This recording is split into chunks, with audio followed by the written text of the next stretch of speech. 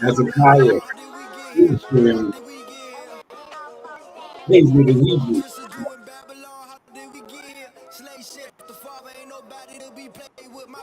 Be played with.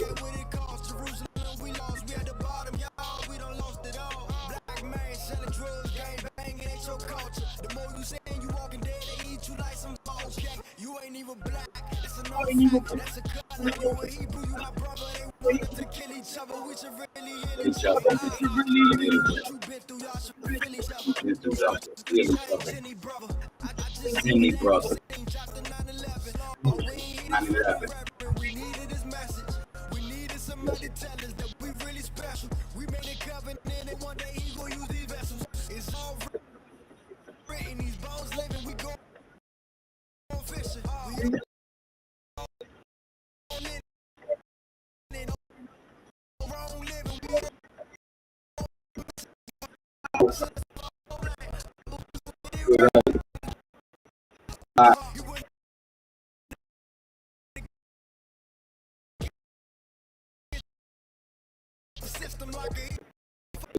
People, repent or die.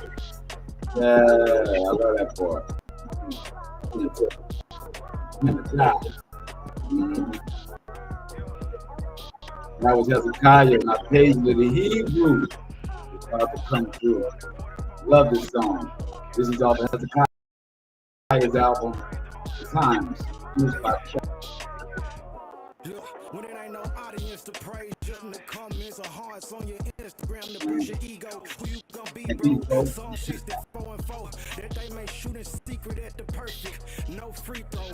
When the banks closed and all accounts are frozen, police ain't patrolling, hospitals overflowing, and the whole city smoking, stealing and looting groceries, fighting in the parking lot over a can of beans. Both get ran over by a vehicle that's stolen. The driver just keep going. She want a minute, they done lost the line. 5-year power, the darkest times. On me and Ville with fear and crime. Home invasions, winter rape, killing babies. Empty shelves, no food trucks, starvation. People won't believe and listen until it pop off. How you gon' leave when they got the bridges blocked off? When everybody lawless, no water out the faucet. The zombies out the coffins. Gotta be quiet and cautious. Strip you naked of any and all possessions. Streets looking like the old west. When you can't change the clothes, no dressing room. Know how to dress a wound. Know how to grow your own food, or you just a goon. Prophesying through the microphone, the kufi on. When you stand before the Most High, it's gonna be you alone. Yeah. When you stand before the Most High, it's gonna be you alone. Yes, sir.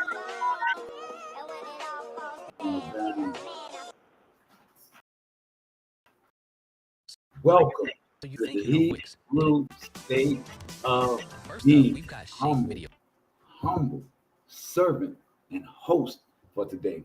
I am Kyle in the building.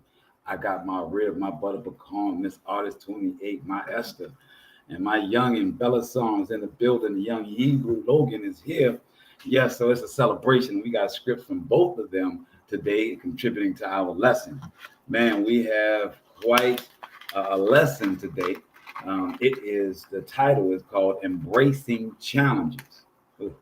We all face challenges in our lives. Some we create ourselves, and some naturally come from this twisted, wicked world.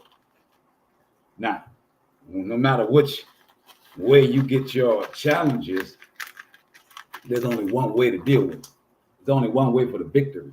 There's only one way to maintain and make it through this gauntlet of evil. I see my brother, Shotgun Slim Mardi Gras, Inyan in the building along Illuminati. Yes, sir. Oh, we got to go. It's about facing challenges. And right now, our cultural community is always under challenges. But right now, they're under a time challenge. We're getting everything prepared for Fat Tuesday, for a carnival, for them to unveil their new suits for the year. All praises. No costumes, suits, baby. No costumes, suits, baby.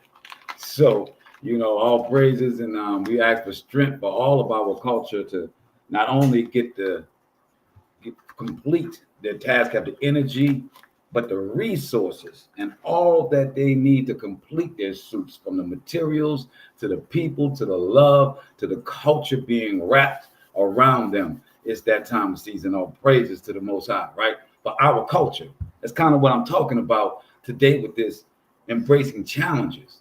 See, our culture deals with challenges very different than the world does. That may be new to you. I'm happy to introduce you to this.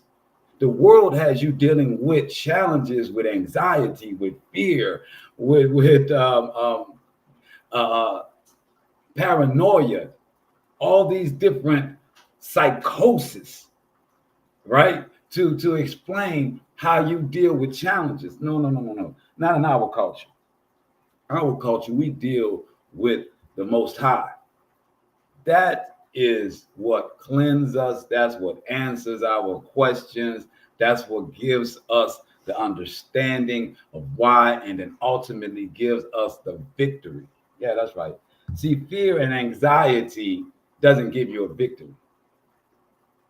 Being scared of something doesn't give you a victory. Being worried about it happening doesn't give you the victory. So if we've been taught in this society to deal with our challenges with ways that does not bring a victory, whoa, what cycle have we been in? What stupidity could we have produced out of this erroneous way of fixing or handling our challenges? A lot has come out of that. A lot of hurt people, a lot of dead people, a lot of families broken up, a lot of brothers and sisters that don't even speak to each other because they did not have the rule book on how to deal with challenges, especially when it came inside of their family. Many of us got so many challenges inside of our intimate families, and we don't understand how to handle them because everybody believes in something else. Everybody's trying to live off a pedestal, or the parents trying to not hear from the children, or the children tired of what the parents have said, or the grandparents don't matter no more. It's whatever your challenges are. There is truly only one way of handling it, whether they are on the same accord as you or not. Understanding being righteous in your challenges gives you the victory in the end. I didn't say it's going to stop you from having arguments. I didn't say that they were going to stand up and respect and say, oh my goodness, Sharonda's over there talking righteousness. Let me step back. Hold up. She's saying the right thing. Let me give some reference. No. They're not going to do that. They're going to fight even harder. They're going to stand their ground so that they can show that they know something. They're not trying to win the victory. They just want you to not think that they are dumb or that they don't know. That ain't even what the whole thing is about. So you never get to beat the challenge. You never get the victory of the challenge. The challenge just kind of rolls over you and you just kind of endure it till it's over. That's not how you get a victory. We endure until the Most High gives us the victory. Enduring until the challenge or the trial and tribulation overrolls you is not the same thing. You see how they mix these things up in our society, in our world, in our psychosis? Enduring through the Most High is knowing that you are doing the right thing. You are not second guessing yourself because you have a rule book. That's what separates us from the world. We don't have to question if my actions are right. I got a rule book. I got the Exodus 20 that tells me this is the 10 commandments. If I roll by this, if my actions are like this, if my thoughts and my psychosis is according to this, no matter what trial and tribulation or challenge comes my way, I will be victorious if I stay the course. I want to give you the backdrop of that understanding, right? That there's only one answer to challenges, trials, and tribulations in this world. Now we're going to look at the concept and the understanding of the Most High using these trials and tribulations and challenges for your victory. I hope you understand what I'm saying. I just outlined that He is the answer to any trial and tribulation and challenge that you have. Now I'm saying our lesson is going to say embracing those challenges. We're going to say, what if? And it's not truly a what if, but let's say the Most High is the one that's presenting these challenges to you so that you can win, so that you can have a victory, so that you can come out of psychosis, so that you can break the chains of this world. What a thought. See, that's what changed the whole concept of challenges and trials and tribulations. That would change the way that we view the entire world if we accepted that maybe, possibly, the Most High is the one that's providing these challenges so that you can level up, so that you can break from this mud, so that you can break from this malarkey, the shenanigans of the wicked world that we're in. What a thought. What a concept. Well, we're going to take a look at it through the scriptures, see if that's real. I believe it is, and I believe that the scriptures are going to prove that out. So we're going to start off with Proverbs chapter 3, verse 5 through 6. Oh yeah, it's going to take a twist that y'all not ready for. I see a Shanti in the building, Barry in the building, Shanti. Yes. So we go to Proverbs chapter 3,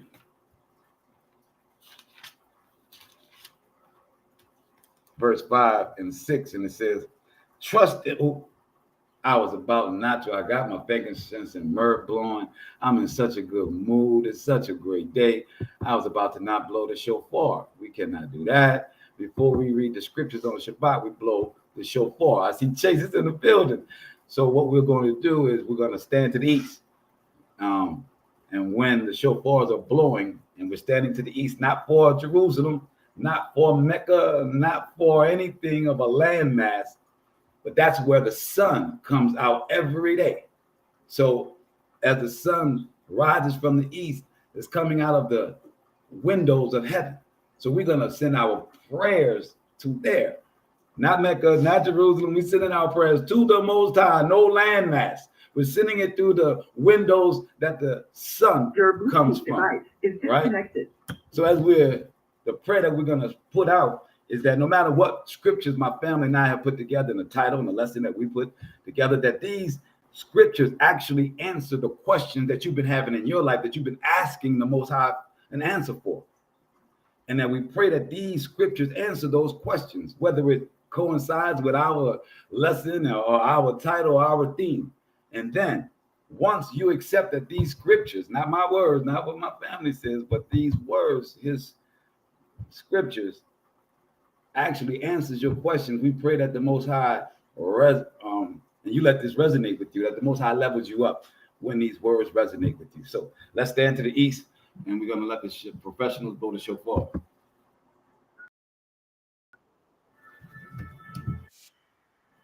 Power on. Bluetooth pairing device is connected successfully.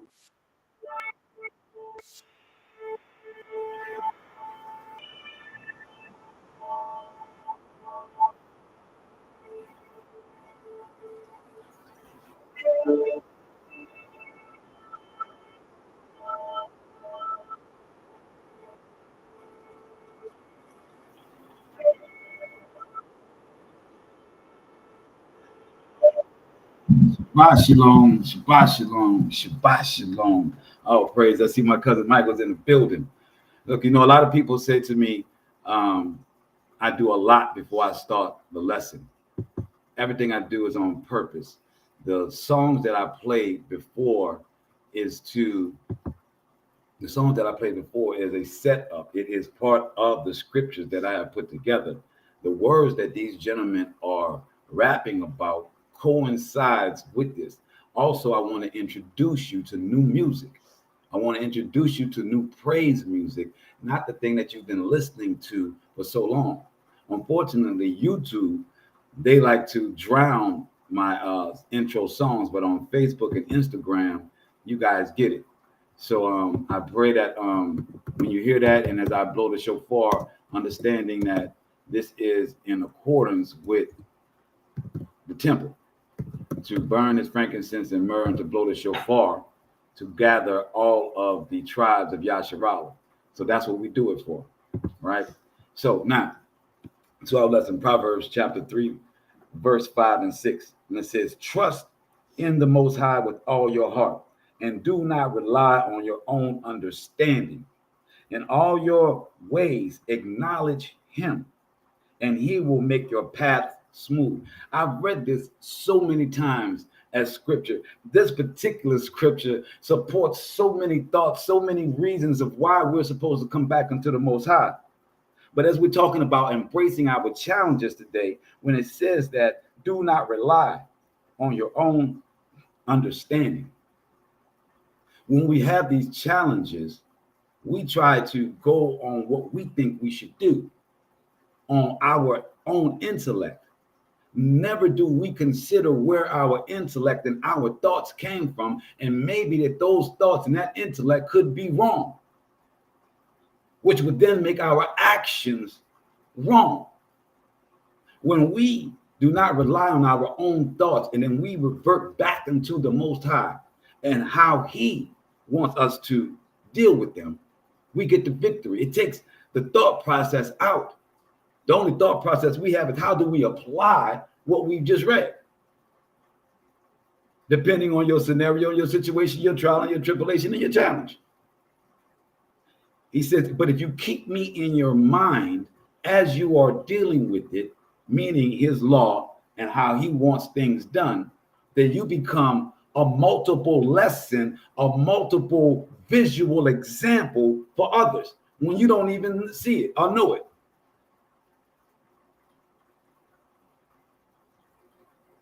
People are watching you, and they're watching you with the same mentality that you have. That's telling you not to do that, telling you that, no, my pride says this should happen, or my ego says this should happen, or this is what my daddy showed me, or this is what my mom showed me, or this is how my grandfather handled it. They all have that same mentality with all the same erroneous thoughts. So when you do something different, considering the Most High and doing according to this order, you have now piqued everybody's interest that's looking at you. Everyone in the room, everyone in the space, you outside, in the yard, in the park, wherever, in the grocery store. When you are deciding to do this, everyone around you has the mentality of the world. And they can obviously see that you're doing the opposite of that. When you rely on your own thoughts, you then think that you're alienated. You think that everybody's looking at you like you're wrong. You're feeling like you maybe I did something wrong. Your insecurities start to rise. You have to realize that you are embracing your challenge by following the Most High and taking him in with your trial and tribulation and your challenge with the thought of him and how it should be handled, so that at the end, your victory is there. We don't know what's happening in between. Our challenges are for us to show others how to walk. It is for us to get the victory in the moment, in the scenario, in the gunfire. And it is to level us up, to break us from the monotony of this world, thinking that we have to do it the way everybody else does it. So when we read this again, it's Proverbs chapter 3, verse 5 and 6. Take it with that thought. Trust in the Most High with all your heart, and do not rely on your own understanding. In all your ways, acknowledge him. And all the stuff that you're doing, acknowledge that I'm doing this for you, Most High. Most High, this may not be the way that I would do it. This would not be the way that I see it. When you having that personal conversation, that intimacy, that's that two-man game I'm talking about all the time. When y'all on that basketball court and just y'all pass the ball back and forth to the hoop, to somebody dunks. I see my brother Horace is in the building. Assalamu alaikum. It says, in all your ways, acknowledge him. So as you are fighting your challenge, your trial and tribulation, you are acknowledging to the Most High, this is not the way that I would normally do it. I would normally flip. I would normally have to tell this person this. I would normally have to do some action behind this, but I am not choosing my flesh. When you follow your own thoughts, you can't have that conversation with the Most High because you made the decision. You and the Most High didn't make that together. You and your creator did not make that together. You can't have that conversation. You have not built that two-man scenario. You have not built that intimate relationship with your creator so that you got the victory of righteousness in the end. It's impossible to do it any other way. So in verse 6, it says, in all your ways, acknowledge him and he will make your path smooth. Now, we're going to Genesis 50. This is the meat of my presentation today. This is Genesis 50, verse 15 through 21. When we ask ourselves these challenges and trials and tribulations, or better yet, not when we ask ourselves, as I've asked you, to put in your thought that the trials and tribulations and challenges that come to you are being given to you by the Most High, so that you can break your veil, so that you can see and do in this world differently, so that you can have the victory from the Most High. It's a cyclical thing. So when I read this Genesis 50, verse 15 through 21, take that in mind, right? So we're reading of Joseph, right? Joseph that gotten by his 12 brothers, by his 11 brothers, excuse me. Joseph was thrown into slavery. We know this biblical story, right? Joseph in the colorful coat. Joseph was taken into captivity by the Arabs and sold to the Egyptians, and then he became a great man in Egypt, right? Then he had his brothers come when there was a famine in the land where the brothers came from. We know all of this story, right? So we're picking up this story in a very important place where a challenge has now come because Pop is dead. And now you just got Joseph, who's over all of Egypt. He's the viceroy. He's the second in charge to the Pharaoh. Because Joseph read the Pharaoh's dream about the 7 years of famine and the 7 years of fatness. And Joseph created silos where they stored food and they made it through the 7 years of famine. That's why his brothers had to come to Egypt for grain because of the famine. And because Joseph had orchestrated this where Egypt became extremely wealthy because of his plan and had provisions for all. So now that their father has died, because they believe that Joseph only let them survive because of the love he had for his father. But now that his father was dead, that, you know, it could be trouble for them after what they did. Now this challenge that they have and these brothers are having are all in their mind, which is many of our trials and tribulations are in our mind, in our paranoia and thinking that somebody else is going to do me something, or somebody else sees me in some kind of way, or somebody else did this. Many, I'm not saying all, because we have systematic challenges that affect our community and our culture on a constant basis. But the part about our community not being able to come together and overcome those challenges from outside people is because we can't figure out it inside of our own people. This is the answer to what the Most High is doing to his people and how we are supposed to deal with it. And we're not supposed to have all this paranoia and create all of these problems. If we are walking in the Most High in righteousness, then we should not feel as though somebody's going to come and pull the rug from underneath us. And if he does, then it's according to the Most High and because of my actions.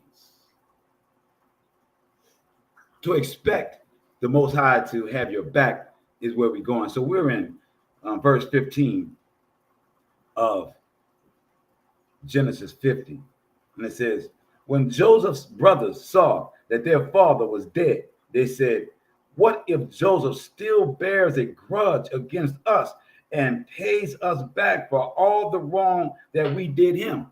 Now, many of us know that this is the same thought that the ruling class, the Caucasians, the MAGAs, the racists have about Black people in this nation.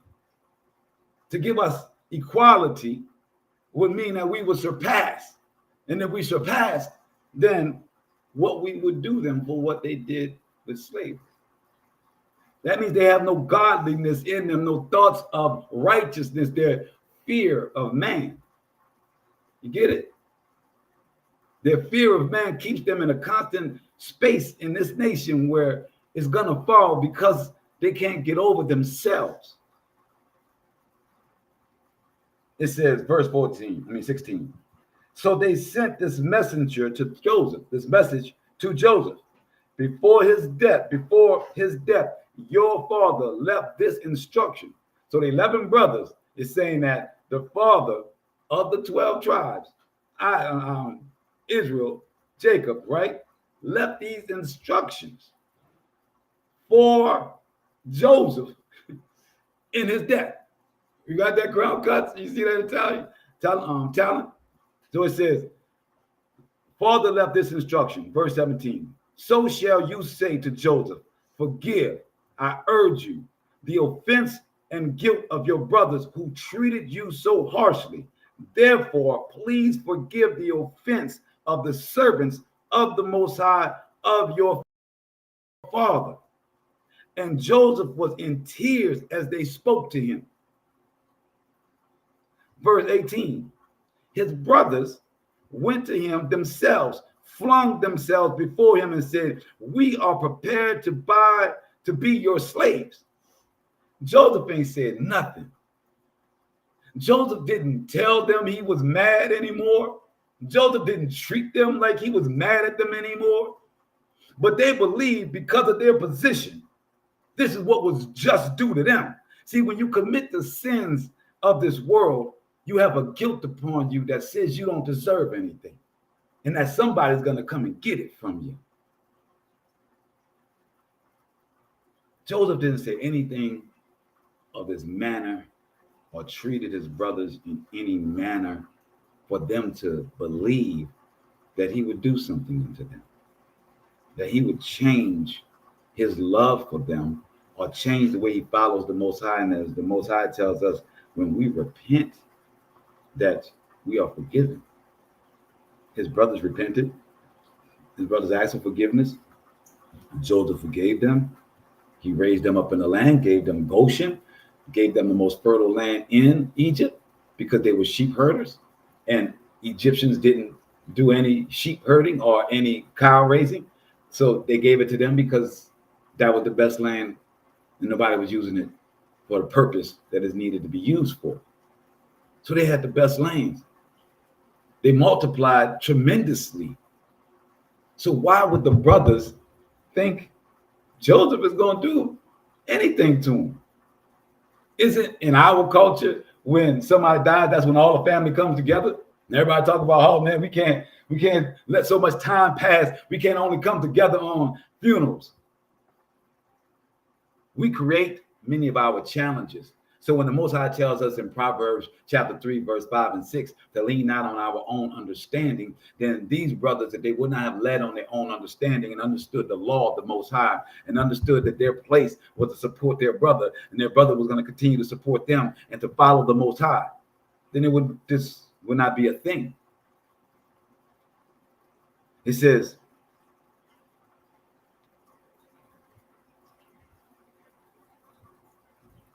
we are prepared to be your slaves. Verse 19 of chapter 50 of Genesis. But Joseph said to them, have no fear. It says, have no fear. Am I a substitute for the Most High? This is important because Joseph is saying you're only a slave, or you only prostrate yourself. You only put yourself in submission to the Most High. Regardless of me running Egypt, and Egypt got all these false gods and whatnot, you know what our family does. You know what our culture does. I don't care that we in the land of Egypt. I don't care we in the United States. You know what I taught you in the house. You know, Logan, when you grow up, it's going to be that you were in a house that did the Sabbath every Saturday. And you provided scriptures every time you were a part of it. That's your culture, regardless of what land you find yourself in. So Joseph is saying, no, man, by the law, that's not how we get down. He says, I'm not the Most High. He says, besides, although you intended me harm, the Most High intended it for good, so as to bring about the present result, the survival of many people. So that's our point of embracing our challenges, right? Joseph is telling his brothers, you are in your own carnal mind. I'm embracing the challenge that the Most High put before me, and I have saved many people. Oh my goodness. This is the game. This is the part of this whole lesson. This is the meat. Understanding it from carnal mind and understanding it from the Most High, it's all done within our family. He is telling you, I'm going to walk by example with y'all. Though you have did what you did for my harm, though I know you hated on me, baby. I know you feel some type of way. I got a little glow about me. I got a little stress. Sometimes I say some things I shouldn't, but I'm still his child, though, and I'm doing his work. And even when I got the opportunity to do the opposite, I'm not. Because not you, not daddy, but the Most High. I told my wife a long time ago, I don't not cheat on you because of you. I entered in a covenant with you and the Most High. I don't cheat on you because the Most High is going to deal with me something fierce. I can't take a setback like that. Me and the Most High, I can't take a setback with the Most High, you heard me? No, I cannot. I did a human setback. I was married twice before. I bounced back from a human issue. It happens. It's very hard to bounce back from when the Most High decides, my child, you have disrespected all that I've given you. You have spit in the face of your salvation. It's a whole nother level, a whole nother understanding when you change your perspective of how you walk.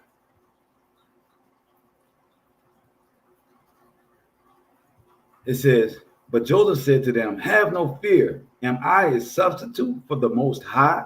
No. Besides, although you intended me harm, the Most High intended it for good, so as to bring about the present result, the survival of many people. And so fear not, I will sustain you and your children. Thus he reassured them, speaking kindly to them. This is the covering of the Most High. I see Israel in the building, my brother. All praises. This is the covering of the Most High. Like, no matter what you think, no matter where you are, the Most High's covering and his grace and mercy is happening within Egypt. It's happening within this fallen Babylon. It's happening within this United States. The Most High's grace and mercy never leaves us ever. We leave it trying to rely on our intellect, trying to rely on our heart, trying to rely on our physical, trying to rely on our bravado. As I told you the other night, at the end, everybody drops to their knees when they realize what they have put together, a 200-man militia, whatever you try to put together, fails. The Most High says, I'm going to show you it is my hand that is going to save you. It is my hand. In Jeremiah 30, he says that we are going to rebuild. And we are going to pick leaders from our people. He did not say we would destroy. I'm going to say again, in Jeremiah 30, when we talk about Jacob's trouble, the Most High says he's going to break the yoke off of the nation so that we would know that he did it. We have no power in doing it. Once that is broken, then we will create leaders and create communities from within us, the ones that following the Most High, because the others are going to die in the wickedness of trying to continue with this work. There's no ifs, ands, buts about it. Joseph here, father is dead, Jacob, his brothers, who he has given the best land to, who he has let prosper, who has doubled and doubled and doubled in the land, still is concerned about the dirt that they did in the past to their brother, not understanding that the Most High says, repent and not forget. They needed Joseph to show them the Most High in real time, in real life. That's what our jobs are. To do righteous things. While other people have the paranoias of life being ending, you are calm and at joy with the Most High and doing his work. He prospers this work because others need the example of this work. But you can't, if you don't know the Most High, you can't do that work. You can't be that example. You may be finding yourself on the side of all the challenges, trials, and tribulations, and finding yourself lost. Not knowing that the Most High is doing this to level you up like he did Joseph. You're not embracing your trials, your tribulations, and your challenges. You're playing victim. You don't want to do the work to change yourself, to be aligned, to change your affinities, your fetishes, your fleshly desires, so that they are more in line. Joseph, you, we are the examples. Let's go to Isaiah 41. Verse 10.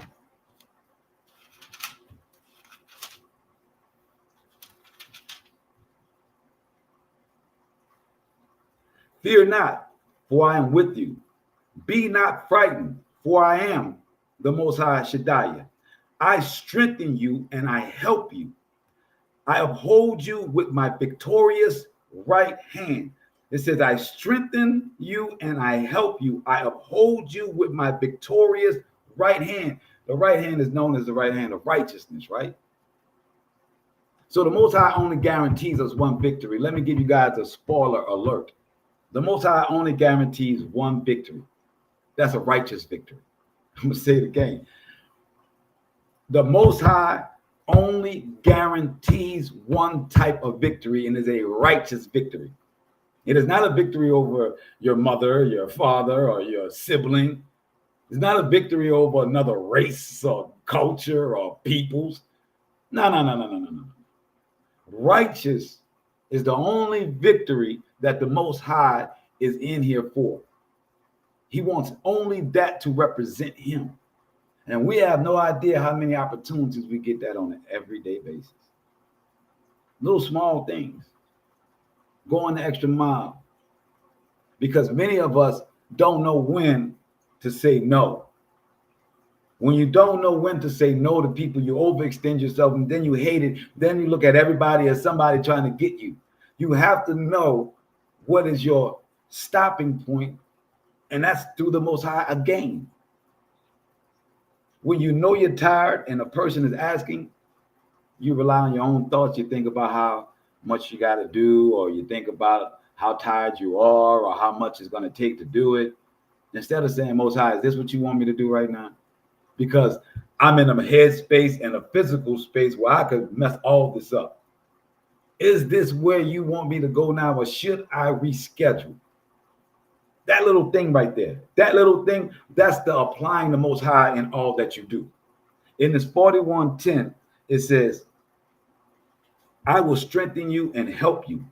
I uphold you with my victorious right hand. It says, verse 11, shamed and chagrined shall be all who contend with you. They who strive with you shall become as nothing and shall perish. Do you take these words to heart, or is this just stuff that's written, something that you hope gonna happen? This is what it is. It's not a hope for. It is not a wishing scenario. The Most High says is if then statement. If you follow righteousness and you walk in righteousness, then you will have victory. I will come and I will uphold your victoriousness with my hand, my right hand. It's not a question if you're embracing your challenges. Let's go to Psalms 23. Psalm 23:4.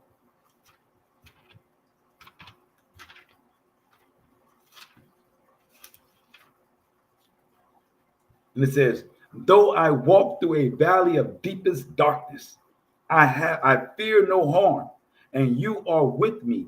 Your rod and your staff, they comfort me. Do you believe that, or you hope for that? Do you know you got a side piece, or do you hope you got a side piece? I mean, gun. I know some of y'all may be thinking woman, but I'm talking weapon. Okay? Do you have a side piece? You thought it was, I knew women was going to think that's it. My mom said, clarify that. Go ahead and clarify that. Side piece meaning a weapon. Do you have a weapon, or do you not have a weapon? It's not something you want to question. That's something you want to know. That's something that you need to know. The Most High is your side weapon. your side piece that's riding on the side with you. Then the only way to check that is to check yourself. Have I been walking according to his law? Have I loved him in his law like he loves me?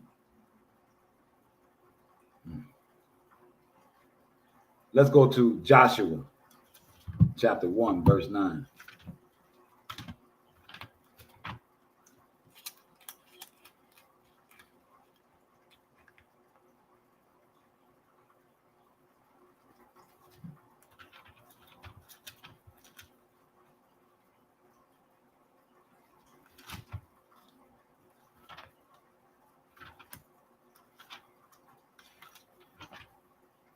Joshua chapter 1, verse 9, and it reads, I charge you, be strong and resolute.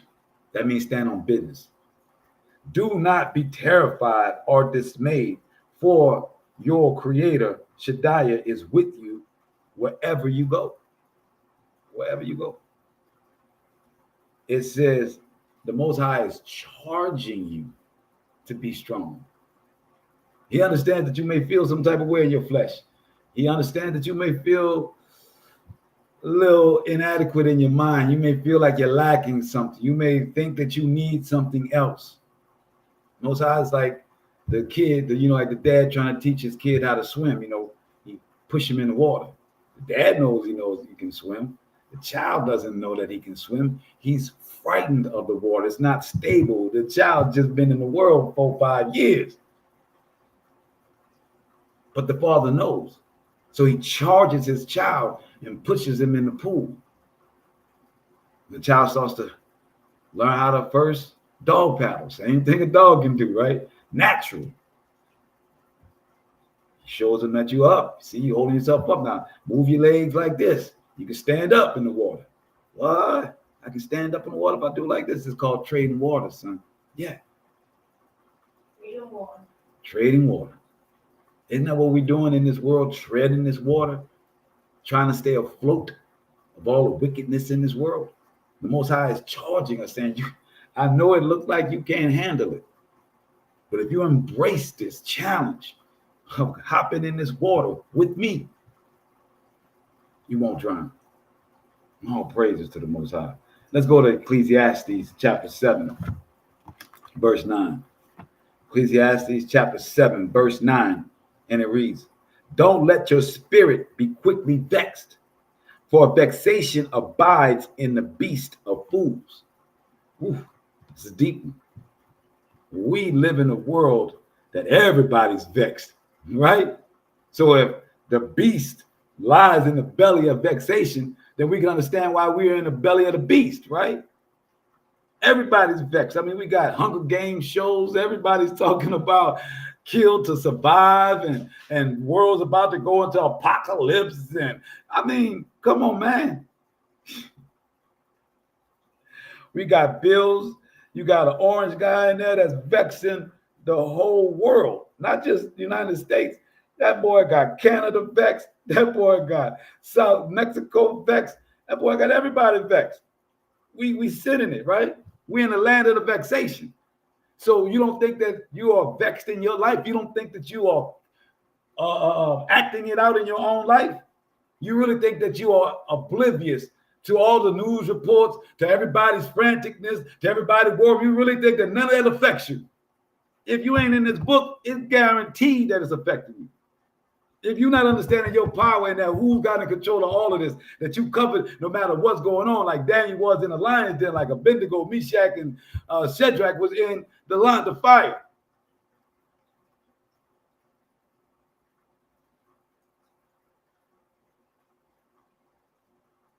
Most High gives salvation, grace, mercy through his prophecies, through the times, to the end. He's wanting us to embrace these challenges with him, learning how to fight with the Most High. That's what embracing challenges are. Learning how to fight with the Most High. You've been fighting by yourself for a long time. You've been using other people and other bodies in your fights all this time, embracing the challenges of these end times and these present days, you need to learn how to fight with the Most High. From the smallest battles of your dietary discipline to your home discipline, to your own fleshly discipline, walking into those battles, knowing you have the victory with the Most High, reading his word, starting there. Internally, intimate battles. Not for the world to see, not for you to put on the gram. No, none of that. Using the Most High for your small and intimate battles and getting those victories so you understand how to fight with him, how to embrace your challenges, how to understand where they come from.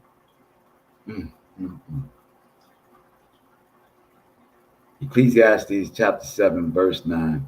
Don't let your spirit be quickly vexed, for vexation abides in the beast of fools.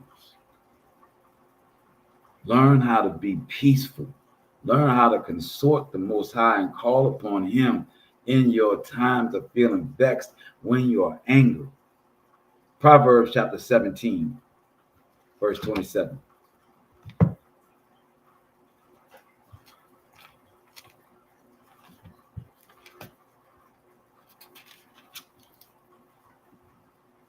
Proverbs chapter 17, verse 27. A knowledgeable man is sparing with his words, not many. A man of understanding is reticent, let's say recluse, let's say aloof, let's say he's reluctant. Even a fool, if he keeps silent, is deemed wise. Intelligent if he seals his lips. Oh. When we're dealing with challenges, many times we can't keep our mouth shut in the challenges to let the Most High even do his work. The Most High says here, even a person that don't know nothing, if he's silent, the other people think he's smart. They think he understands everything that's going on. That is the truth. If we have a debate going on, the person that's quiet, that leaves it out, everyone assumes that person is taking in all the information and they're going to think about it. They never said that person didn't understand a damn thing we were saying. I don't even know why we got him in the meeting. That's never the thought. We always give the benefit of the doubt for the person that shuts their mouth. Did y'all know that? It's a universal thing. A benefit of the doubt is given to the ones that close their mouth. Doesn't mean that helps you progress. It just saves you from becoming part of the vexation or becoming the person that everyone points to as you created the problem because you tried to create a solution and it didn't work. You get to be quiet and sit back and point fingers, but it doesn't make you a solution maker. It doesn't mean that you're following the Most High, and it doesn't mean you have any knowledge. You are, as the Most High says, even a fool, if he keeps silent, is deemed wise. Intelligent if he keeps his lips, if he seals his lips. But that's not embracing our challenges. That's running. When you feel like you are in the comfort of loved ones, you don't mind acting as though you don't know, because you know your loved ones will tell you they're not going to tease you. And even if they do, it's out of love. You know that's not going to happen with the world. So therefore, we keep our mouth shut, or we make fun of others when we see the rum go from one way to the other. They become bandwagon, lukewarm. My wife provided some scriptures for us tonight with this embracing the challenge. She has Isaiah 40, verse 29. You ready, baby? 40, verse 29.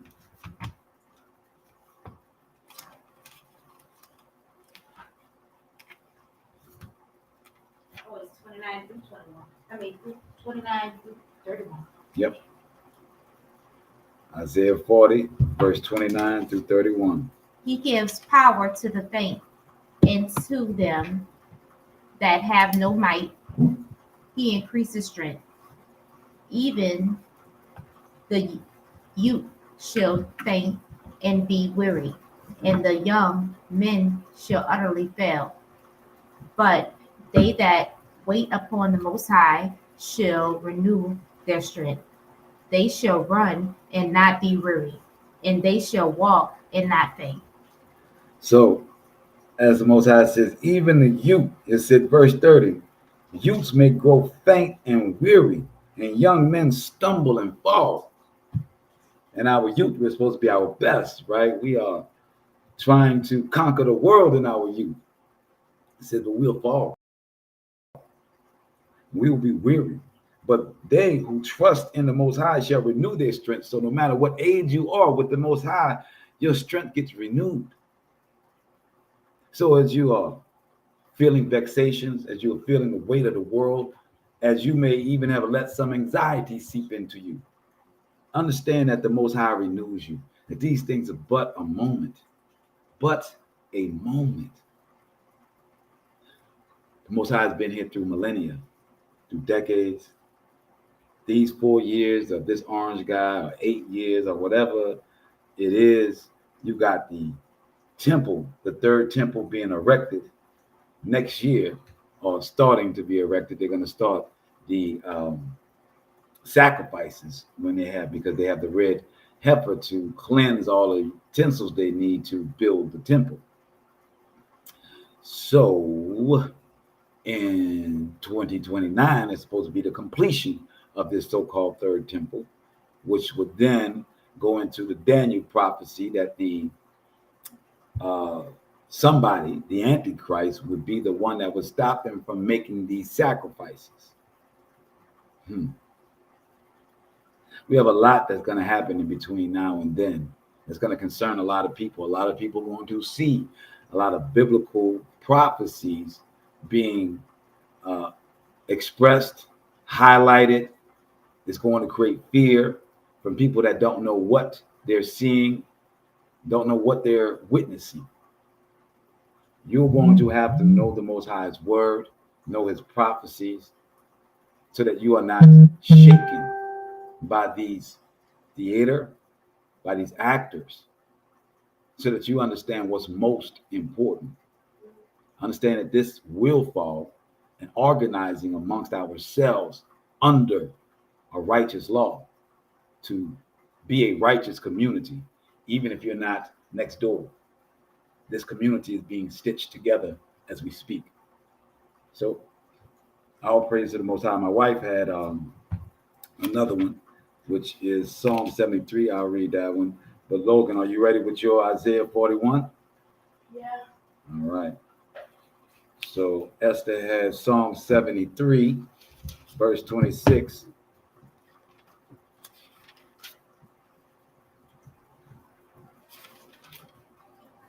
And it reads, my body and mind fail, but the Most High Shaddai is the stay of my mind, my portion forever. We may lose our mind. We may get confused about how we should handle things. Things may hit us so intimately that our emotions can't help but to react. But knowing that the Most High stays in his law, no matter what we go through, what trial, tribulation, or challenge, that his law and being righteous in it is going to give us the victory. That's what we stay our mind on. You ready, Bella son? Yeah. Let's go to our last verse for the night, for the day. Isaiah 41, verse 13. Yeah, that's right. You're going to close out the lesson, son. Mm-hmm. Go ahead, Isaiah 41. For I, the Most High, hold your right hand. It is I who say to you, fear not, I am the one who helps you. So whose hand? The Most High. That's right. And he says that he upholds us. There's nobody else. I don't care if it's a human being that comes and give you a helping hand. It was the Most High that gave him the thought and the desire to do so. I need y'all to start looking at your life in that manner. Read that one more time, son. For I, the Most High, hold your right hand. It is I who say to you, fear not, I am the one who helps you. See, if you understand that the people that help you is being sent to you by the Most High, and you don't think it's them, then you don't have to think about what you owe them. Not that you're not being reciprocal of love and reciprocal of what you can provide for them, but you don't wonder what their psychology was for doing it. You're not concerned they're trying to double cross you. When you understand that if it's given to you and it's righteous, it's the Most High that is giving it to you. You don't put any worship in woman or man. You're thankful, you're grateful, but you understand where your barakas, that's blessings, or your happiness comes from the Most High, and He uses individuals to provide that for you. Thank you, son. All praising to the Most High. That's our lesson for this Shabbat. Embrace your challenges. Know that the Most High already has victory for you. Know that what you have to do is follow His law and be righteous inside of those challenges. Know that He's moving you up and leveling you up when you accept and embrace these challenges and walk with Him. As they would say, the young guys in the hood would say, walking a man down. You want to walk down your challenges with the Most High as your weapon. All praise to the Most High. We will see you guys on Monday for what is a Hebrew, Shemite or Ivrit. All praises. We'll see you guys then. Me shalom. Shabbat shalom.